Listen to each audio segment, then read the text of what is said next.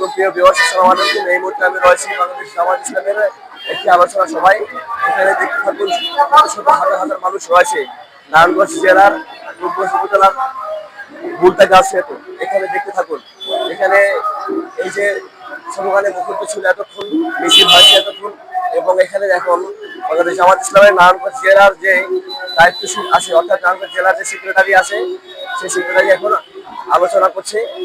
এটি দেখতে থাকুন, এই যে আমার পিছনে আছে, গণভোট যেন বাস্তবায়ন হয় এবং গণভোটের সাথে সাথে যেন জুলাই সনদ বাস্তবায়ন হয়, জুলাই সনদ যেন আইনি ভিত্তি দেওয়া হয়।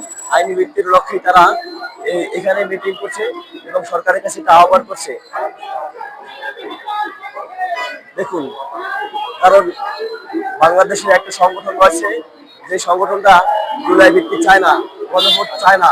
গণভোটটা তারা চায় মনে হয় ঈদের দিন সবকিছু বাস্তবায়ন হবে এমনই কিছু, অর্থাৎ যেদিন ভোট হবে, জাতীয় নির্বাচন হবে, জাতীয় নির্বাচনের দিনই যেন গণভোট হয়, এভাবেই তারা চাচ্ছে। কিন্তু এটা আদৌ সাধারণ জনগণ চায় না। তাই সাধারণ জনগণকে নিয়ে বাংলাদেশ জামাত ইসলামের যে দায়িত্বশীল তারা নেমে পড়েছে।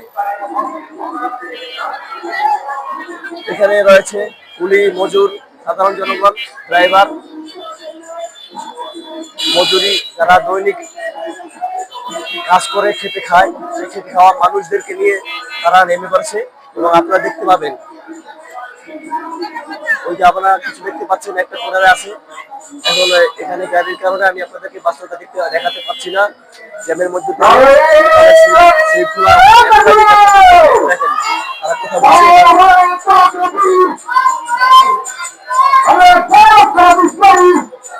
শত যত যন্ত্রণা সহ্য করে হলে তারা রাজপথ ছাড়ে না। গত 17টা বছর তাদের বাংলাদেশ জামাত ইসলামের যে নেতৃত্ব ছিল, যারা তাদেরকে ফাঁসি মঞ্চে গিয়ে ফাঁসি দিয়েছে, কিন্তু তারপর তাদের নেতৃত্ব থেকে কখনো না শব্দটা আসেনি। এই যে দেখতে থাকুন, এখানে শত শত হাজার হাজার মানুষ এই উপস্থিত রয়েছে। এখানে উপস্থিত দেখলে আপনারা বুঝতে পারবেন, কারণ এই বাংলাদেশটা কারো কাছে ইজারা দেওয়া হয় নাই, এই বাংলাদেশটা কারো কাছে ভাড়া দেওয়া হয় নাই।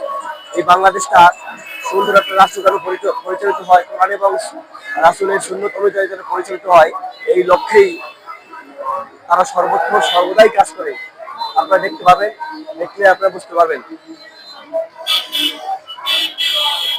কারণ কিছু সংগঠন আছে, তারা শুধুমাত্র ক্ষমতার লবি, অর্থ পাচার থেকে শুরু করে এমন কোনো অনৈতিক কার্যক্রম নেই যে অনৈতিক কার্যক্রমে সাথে তারা জড়িত না। কিন্তু বাংলাদেশ জামাত ইসলাম এমন একটি সংগঠন যার সাথে কোনো এই ধরনের কোনো খারাপ কিছু সম্পৃক্ত নাই। আপনারা দেখতে পাবেন,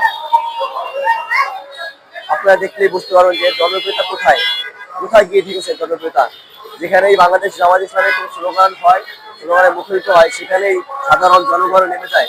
সেখানে সাধারণ জনগণ এমনভাবে প্রবলভাবে স্রোতের ন্যায় আসে, মনে হচ্ছে যে বঙ্গোপসাগরের একটা ঢেউ পড়েছে এখানে। আপনারা আমার সাথে থাকলে ভালো লাগবে, আর ভালো লাগা থেকে ভালো থাকবে ইনশাআল্লাহ। খোদা হাফেজ, আল্লাহ হাফেজ।